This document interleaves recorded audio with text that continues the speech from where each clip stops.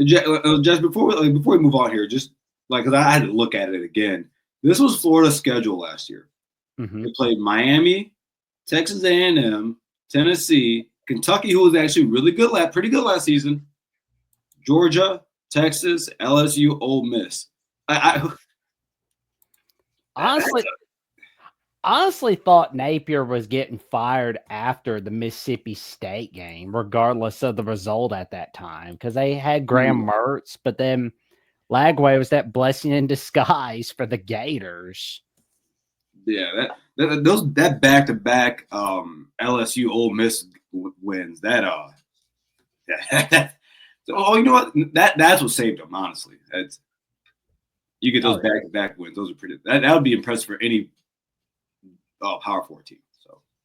Oh yeah, I can't help but feel like Napier's gonna save his butt even more with the last slate. I mean, because Tennessee and Gainesville. Anybody know the last time that Tennessee beat Florida in Gainesville? Well, 2003. That's the last time it's happened. That's the last time? Uh-huh. That's the last time Tennessee has beaten Florida on the road. 2003. And that's also the last time they beat Alabama in Tuscaloosa, which I believe was in 5 overtimes.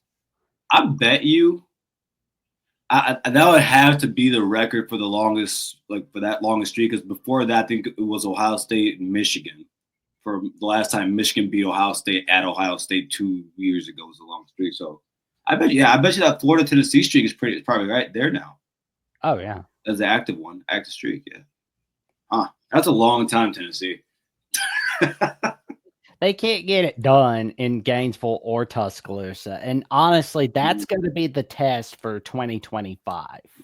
And those are, and I mean, you probably should put a few in there, but those are what 2 of the top 10 toughest places to play football. You know. Yep.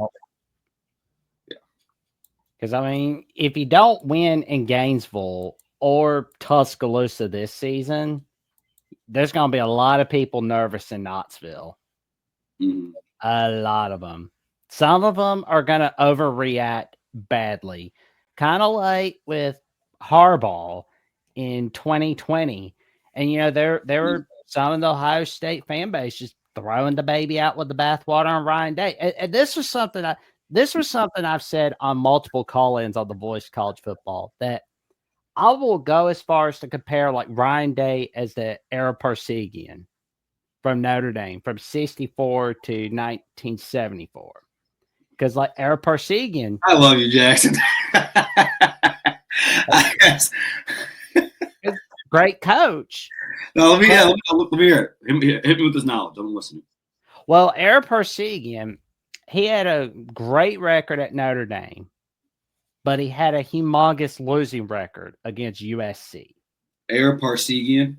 Mm-hmm. 1966 and 1973 were 2 of the 3 wins against USC, and those were the years that Notre Dame won it all.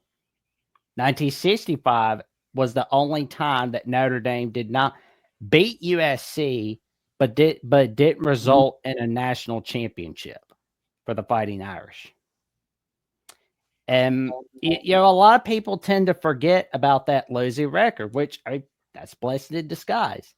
And I think like it's a good thing that the 12-team playoff has happened for Ohio State, because it's like some people, they're going to forget about Ryan Day's losing record against Michigan. Because, I mean, you got the Natty for 2024.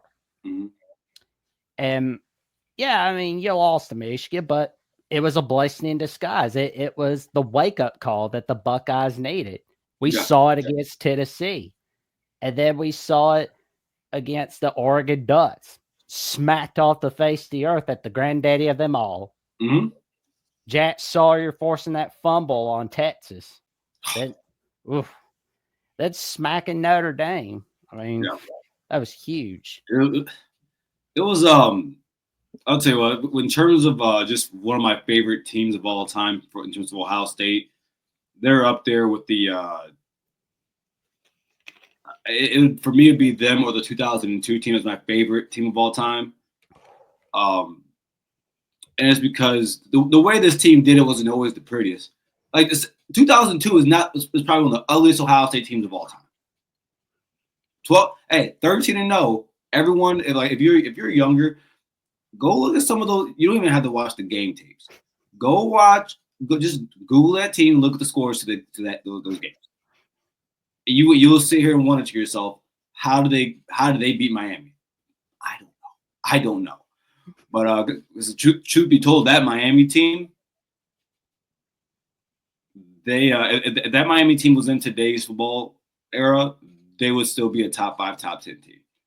So while that Ohio State team, I don't know. I don't know if they would be. But I thought that this 2024 team had a lot of leadership. It, a lot of those guys in that team have been there for a long time. Before the season, everyone kept saying to me, "Well, is this team battle tested?"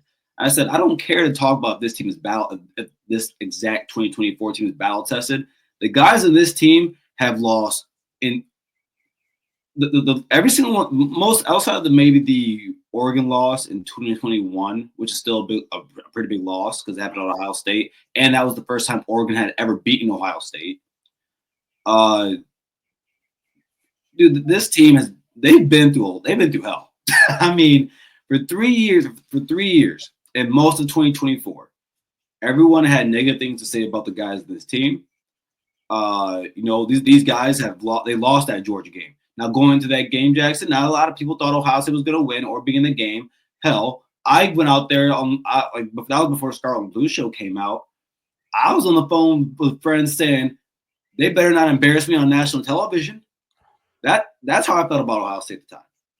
And so, these guys on the team, and you have Jag and JTT. Guys don't know if they're actually as good as they were supposed to be. Jag Sawyer and JTT were both top 5 recruits coming out of high school in the nation. Funny thing is, Jackson, do you remember who the number 1 defensive end in that class was? Ooh, I'm curious. Let's hear it. It was Corey. Went to USC. Corey Foreman.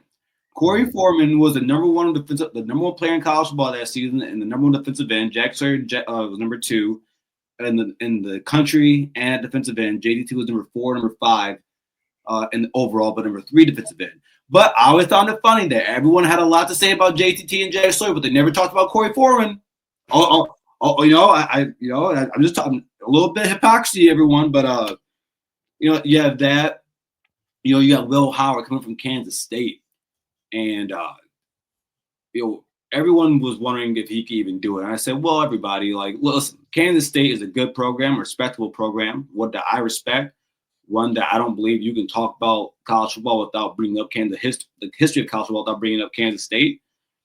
But I would have to be joking saying, compared to what he has at Ohio State, he was playing with paper clips, lint, and yarn at Kansas State compared to what he has at Ohio State. So I was like, he's going to play good. Did I think that he was going to make a jump from 60% throwing percentage to 73? No, that was not in the cards. But the way this team came together and the way that Ryan Day led them, I'm happy. I'm happy he's here. I was one of those guys, Jackson, just like you, that didn't understand why everyone wanted him gone, but he's here and he's here to stay. He's here to stay. Well, and there is another comparison that I made for Ryan Day besides Eric Parsegian, Dabo Swinney. There again, losing record against his rival when Steve Spurrier was coaching at South Carolina. The only 2 wins Clemson got against South Carolina when Steve Spurrier was coaching, 2008, 11 a.m. on ESPN2, November 29th, and in 2014, November 29th on ESPN, Clemson got that huge win. But from 2009 to 2013, 5-game losing streak. Yeah. You never hear people talking about it like they used to. And why talk about it? Who cares? Like Dabo Swinney, as much as he may annoy me sometimes, that guy is one of the greatest coaches ever coached in football. Like, and as long as the sport's been since 1860s, as long as the sport's been going on, Jackson, this guy has an argument to say, "Hey, I'm one of the top 10 coaches ever coached this game." There we go. Especially because in my personal opinion, I think what happens after 19, post AP modern era, 1970, 68, whatever one you want to say, 1950. I think he's one of the top 10 coaches of all time, and I think that those eras hold more weight than pre AP, anything like that. No one cares about those bad seasons at Clemson. No. Mind you, everyone, this year, Clemson, they're gonna be really good. They're gonna be really good. They have a chance to win a national championship this upcoming season. I think they do. So, no, man, the hate that sometimes that we give coaches, and even guys like I was talking about this yesterday. Guys like Brian Kelly, guys that they win. You may not like him. You may not like his fake Southern accent, but when he was coaching at Notre Dame, I didn't see Notre Dame as one of the top programs in the country. But now it's like he put them back on the map. He did. What did Kelly get the 1 or 2 national championships? 1. He got national titles in the FCS, but No, but Jackson. I'm gonna get there. Well, but at Notre Dame, he got the 1 or 2 national championships. he got them playing for 1 national title, but that's it. Yeah, and they got smoked. And it's okay. Yep. But as you were saying, before that, Cincinnati brought them back to prominence. Central Michigan brought them back to prominence. And then, like you said, Jackson, I just happened to be having this shirt on. When my guy was at Grand Valley State, the greatest D2 program of all time over here in West Michigan where I live, go Lakers. I think there's a lot of guys that don't get the credit they should get. And I think Ryan Day, as time goes forward, Ryan Day still has never had a single digit winning season. Everything has been 10 wins plus. Been to 2 national titles now. 2 national titles now. 2 national titles. One of them. So now you're 1-5 in playoff and championship games. That's pretty impressive. 50%. And then I think does he have more playoff wins or the same now as wins and losses now? Well, let's see. They lost in 2019 against Clemson. They beat Clemson in the 2020 season, lost in the Natty. So 1 and 2. Yep. There's 3 playoff wins from 2024. Yep. You said the Georgia loss. No, the Georgia loss. Georgia lost 2022. And that's it. Mm-hmm. There we go. Yeah, one of the highest win percentages in college football history. If Ryan Day had a better record against Michigan, I think the way we talked about him would be much different. Oh, it's a good thing we're not in the 2-team era in this day and age. Oh yeah, because Ryan Day would be screwed. He would be. Yeah. He would be. I took it all the time. What Michigan did with Jim Harbaugh would not happen at Ohio State. But now, like everyone says, like, "Whoa, Ryan Day doesn't beat Michigan." Well, hey, he did. He beat Michigan 56-27 one time. He did that. Mm-hmm. But But I don't think Ohio State would allow a coach to start 0-5. Mm-hmm. That would never happen.